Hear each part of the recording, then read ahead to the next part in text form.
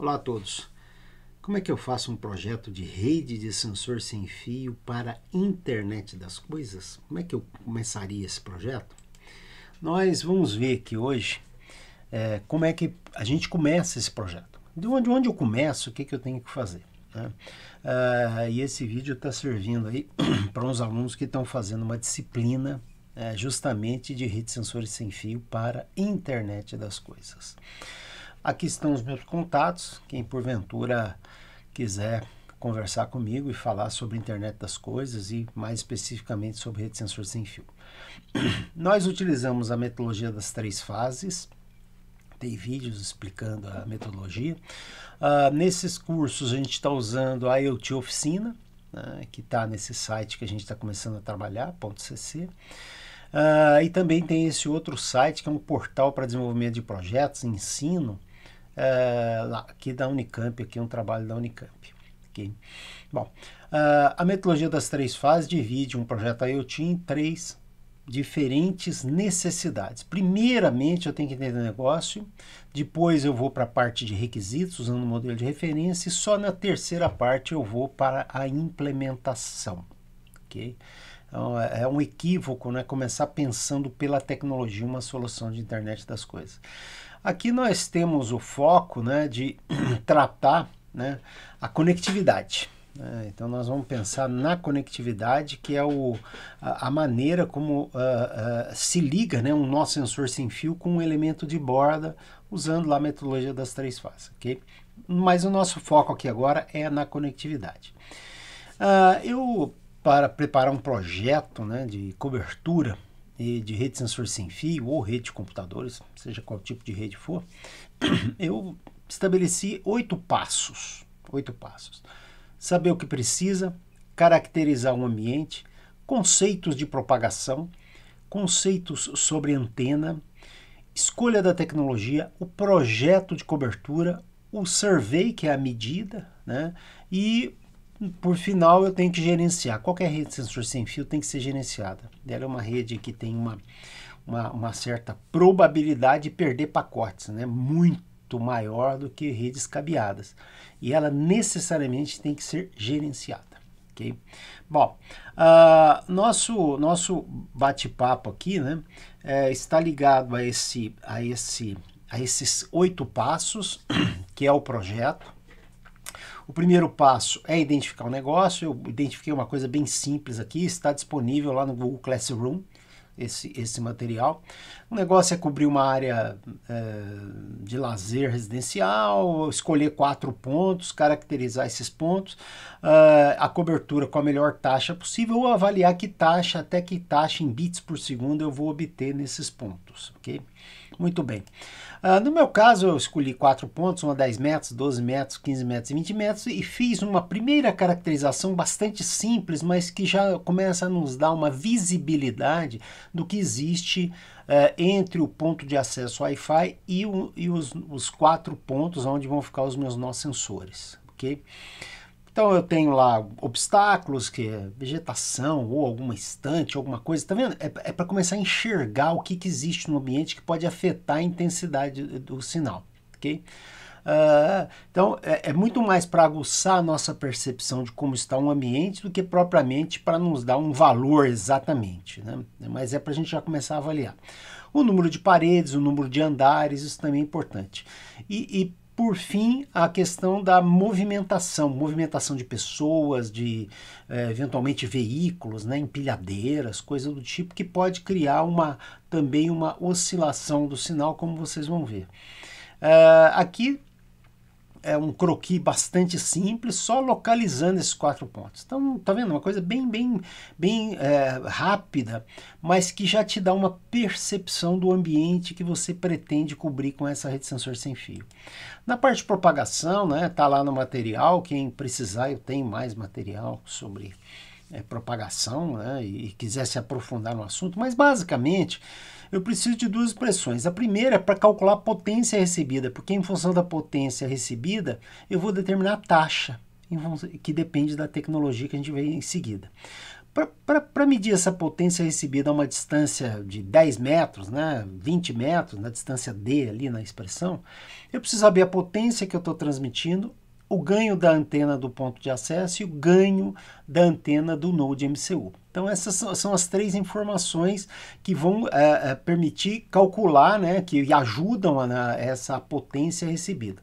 E tem uma atenuação que faz, né, com que o sinal abaixe o seu valor, que é uma atenuação total. Essa expressão da atenuação total parece complicada, mas não é. Tá?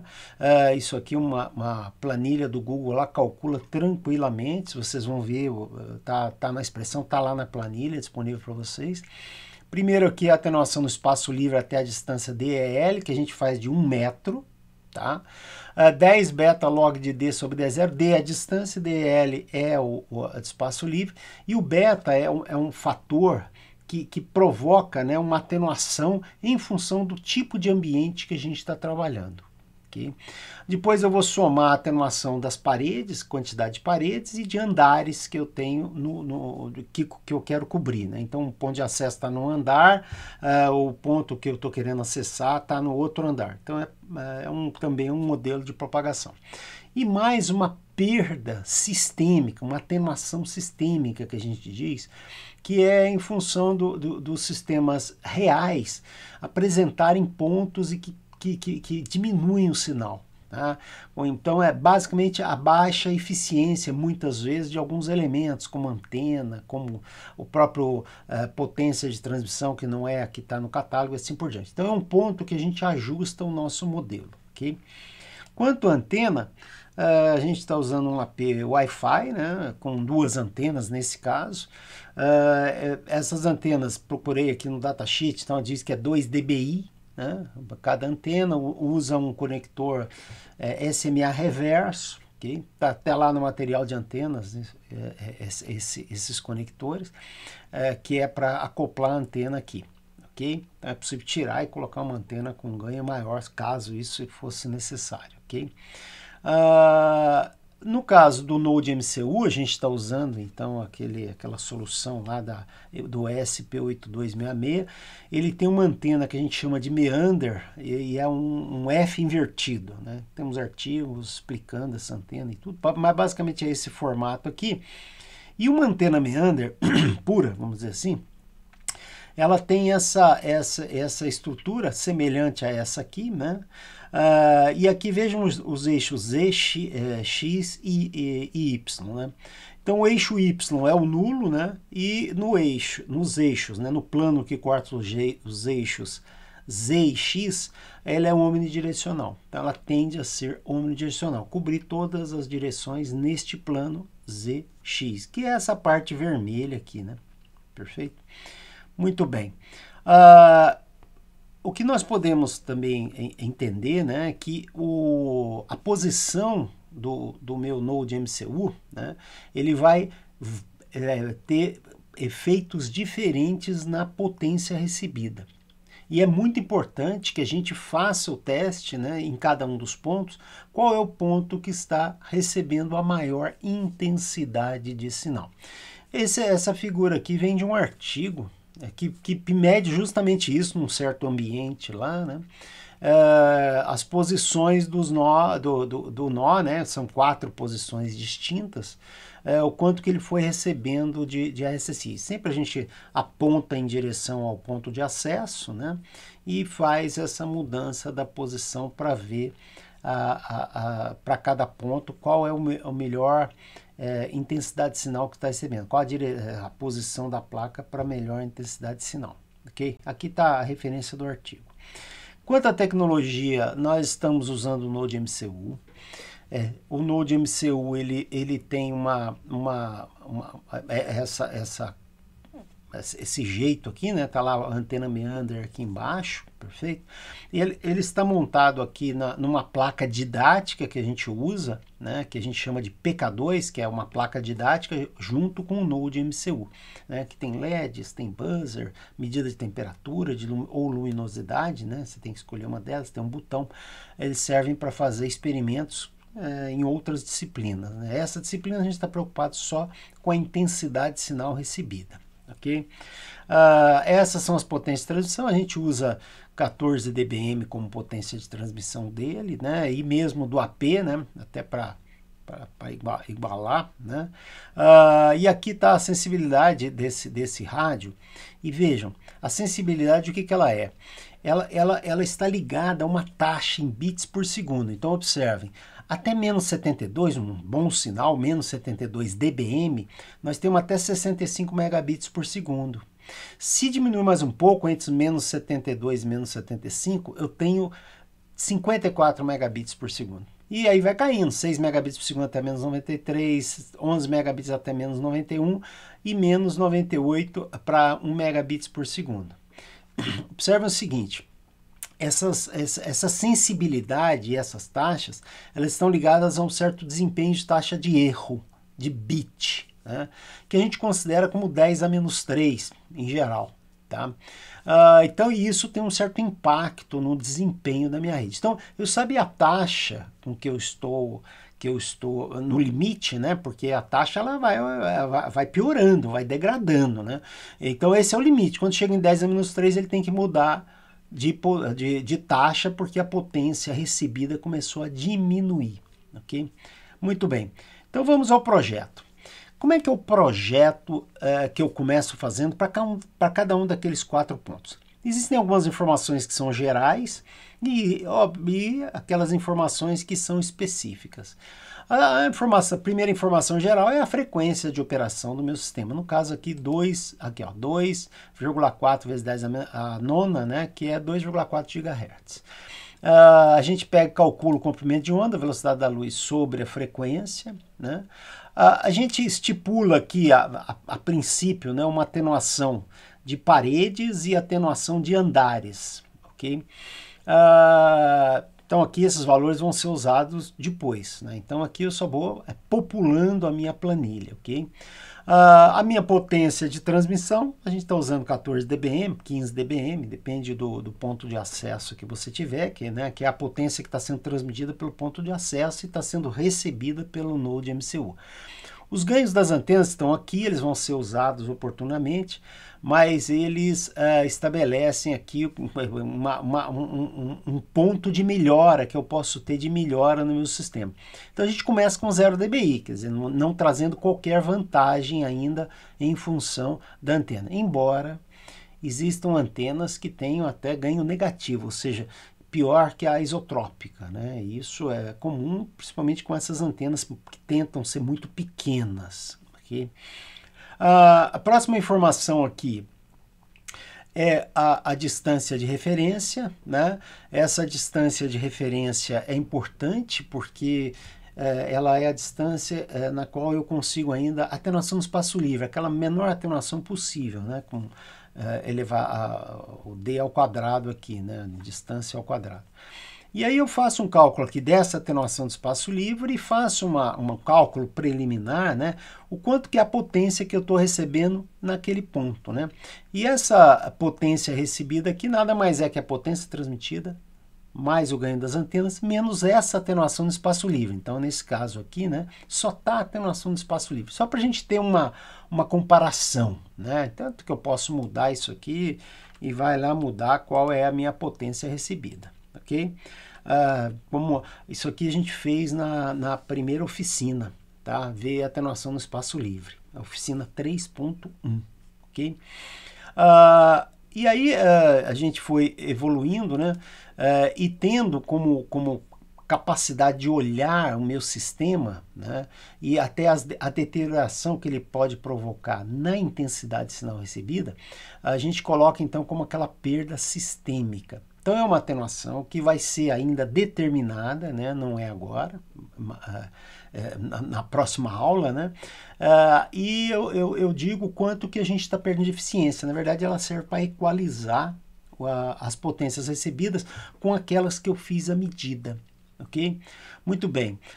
Então aqui tem agora, então esses são os dados gerais, né? Há um croquis, né? Para situar os pontos aonde estão ali, né? Então um exemplo, né? Meramente um exemplo, algo bastante simples, nada sofisticado, ok? que a gente já tinha feito a ambientação antes. E aqui tem o principal parte da tabela, por assim dizer, né? Que são as atenuações adicionais para cada um dos pontos, que vai depender da distância que eles estão um do outro, o ponto de acesso, né? O Wi-Fi e o ponto de medida que eu estou fazendo, né? Então, tem aqui as distâncias, né? Tem o coeficiente de perda de percurso, né, que também vai ser diferente para cada ponto. Isso aqui vai servir também para refinar o nosso modelo. Aí tem o número de paredes, o número de andares, e aí nós vamos calcular a atenuação em função do número de paredes e de andares, né? Então, por exemplo, só tem um ponto que está no segundo andar, né? O primeiro ponto não tem parede, e aí assim por diante. Então, uma tabelinha, né? Bom, e aí eu chego na fórmula principal, que primeira coisa que eu faço é calcular a atenuação, que é essa expressão aqui, ó, que é aquela expressão que a gente já tinha visto antes, lá na parte de propagação. Então, atenuação até 1 metro, depois uma atenuação adicional em função do ambiente, com o beta, a soma das atenuações das paredes e dos andares, né? E mais uma atenuação sistêmica, que, como a gente já disse, nós começamos como 0. E aí a potência recebida aqui, né, será exatamente isso. A potência que eu transmiti, né, olha lá, que está lá em B13, né, potência de transmissão, mais o ganho das antenas, B14 e B15, menos B33, que é a atenuação total, né, e menos B24, que é a minha atenuação sistêmica, né, minha perda sistêmica. Então tá pronto, né? Então tá vendo aqui no meu esboço aqui, né? Determinei a potência recebida em cada um dos pontos. Se eu voltar na tecnologia aqui, ó, menos 90 dBm, que é o que eu quero que o pessoal entenda, né? Menos 90 dBm. Se eu olhar essa tabelinha, ó, menos 90 dBm, até menos 91, 11 mega. Então, menos 90 eu ainda consigo uma comunicação que é de menos 98 a menos 91, mas aqui é 1 megabits por segundo. Tá? Então, o menos 90 vai permitir um pouco acima de 11 megabits por segundo, né? Tendo aqui um referencial, né, de potência, né, que eu posso estar recebendo, né? Então, menos 93, menos 91, aqui existe uma inversão aqui curiosa aqui, tá? Mas aqui estabelece, né, na medida em que eu vou fazendo o meu projeto, eu vou determinando, por exemplo, menos 79, menos 79, olha, tá pior do que isso aqui, então eu vou conseguir 6 megabits por segundo, né? Enfim, então a gente consegue fazer um mapeamento, né, em função da potência recebida, com a taxa que a gente está recebendo. E essa taxa está ligada a BER, Bit Error Rate, que eu depois calculo a PER, a Packet Error Rate, ok? Então, esse é o conjunto, né, de partes aí de um projeto, ok? Depois vem o survey, e esse survey, né, nada mais é que nós levarmos em consideração o último fator da nossa expressão, né? Então esses 4 primeiros fatores nós vimos, né, na parte do projeto, e esse último fator é uma variável aleatória, né? Uma variável aleatória porque o sinal ele não fica paradinho, ele fica mexendo, né? Ele fica mexendo em torno de um valor médio, ok? Então, ó, observem aqui, né? Isso aqui são medidas que eu fiz em um dos pontos lá. Então, a gente tem uma variação ao longo do tempo da intensidade de sinal, com uma média de menos 76,67 dBm, fiz a conta, né? Mas aqui do lado tem uma informação extremamente importante, né? Que é como está, né, naquelas 1000 amostras que eu fiz, né? Nós fizemos 1000 medidas, em que faixas estão caindo as medidas, tá? Que é o histograma, né? Então, esse histograma, a planilha do Google faz isso facilmente, rapidamente, a gente mostrou isso, né? E essa aqui é a oficina 3.3, ok? A 3.2 é a de log distance, que é o próprio projeto, e a 3.3 é a de survey. E vejam que interessante, né? Então, tem pacotes que vários RSSI caem em intervalos diferentes aqui, e eu mostrei aqui, né, que nesse intervalo aqui de menos 76,61 a menos 75,65, né? É só clicar em cima lá no histograma que está lá na planilha do Google, e a gente vai ver, poxa, isso aqui dá quanto? Em menos 76, puxa vida, está abaixo de menos 75. Então, em 1000 amostras, né, em 1000 RSSIs, 144 ficaram nessa faixa. Então, a gente pode afirmar, olha, 14,4%, né, vai ter a taxa de 6 megabits por segundo. Mas vejam, tiveram medidas aqui de até menos 90 e poucos aqui, mas são poucas amostras, né? Então, com isso aqui, dá para se saber quais são as taxas que eu estou obtendo, né, por essas faixas que nós temos lá no Node MCU, ok? Então, vamos dizer, é a finalização, é saber que o sinal tem uma média, que a gente calculou lá no projeto, na aba 6, né? E ele vai ficar variando segundo uma variável aleatória, que a princípio a gente diz que é normal, mas estamos vendo ali que não tem uma distribuição normal exatamente, né? Mas a realidade vai além dos modelos, né? Esse aqui já é a realidade, é o que eu consegui medir nesse ponto aqui, ok? Depois vem a parte da gerência. A parte de gerência é muito importante. Redes de sensores sem fio, elas têm um comportamento probabilístico, né? Ela tem uma certa probabilidade, né? Não existe rede de sensores sem fio com 100% de probabilidade. Lógico, se eu tenho uma potência recebida, né, alta, eu tenho uma probabilidade mais baixa de ter perda de pacote, mas as instabilidades fazem com que isso fique oscilando, né? Como está aqui, ó. Né? Então está oscilando aqui, então eu fico variando qual é a taxa que eu tenho, né? Então o sistema de gerência ele vem na direção de permitir verificar como é que está esse desempenho de um modo geral e para que se tomem ações corretivas em cima dele, né? A gente usa a forma tradicional de fazer gerência de redes, que é o FCAPS, tem aqui um link aqui para isso, né, para o FCAPS. E o FCAPS é a sigla, é falha, configuração, contabilização, desempenho e segurança. São as partes, as áreas de gerente, né, de gerência, que a gente usa para a rede de sensor sem fio também, especificamente para a internet das coisas no nosso caso. Então, eu tenho a primeira aba que é configuração, que é colocar os parâmetros básicos do sistema. Eu tenho uma outra área que é o de desempenho, que eu tenho que ter indicadores de como essa rede está cumprindo o seu papel, né? Qual é o desempenho dela, para que eu tome ações corretivas, né? Falha quando eu detecto, por exemplo, que eu perdi um sensor, né, saber que isso aconteceu. A contabilização é você saber o quanto que vale aquela rede frente, né, ao seu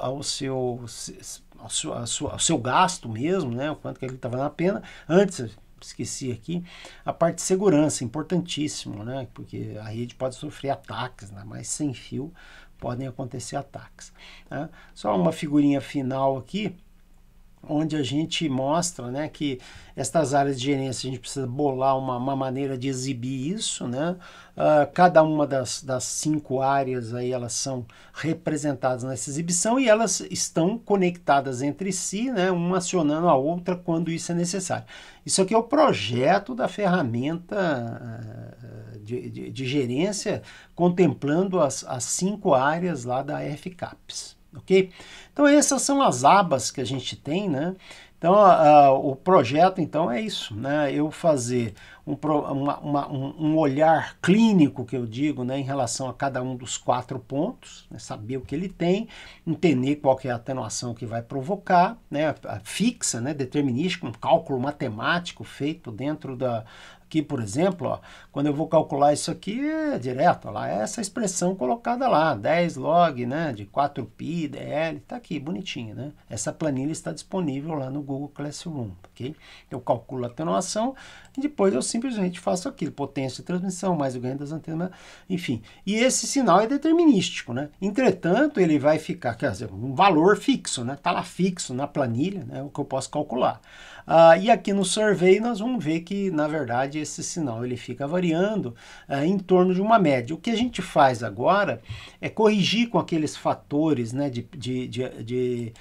tanto o coeficiente de perda de percurso, quanto a perda sistêmica, a gente vai saber quais são esses valores. Por quê? Porque agora a gente já tem noção do ambiente. Então, aquele ambiente tem tal atenuação, tem tal instabilidade, aquele outro ambiente, que é o que vai criando em nós, né, essa capacidade de olhar o ambiente e já poder entender como é que ele vai estar, como a rede sensor sem fio vai estar funcionando ali dentro, tá bom?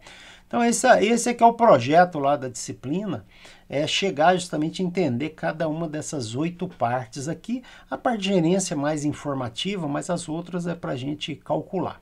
Tá bom? Histograma tá explicadinho também, a gente já pediu lá na oficina 3.3 que eu tinha dito para vocês, tá? Muito obrigado aí, qualquer coisa é só entrar em contato.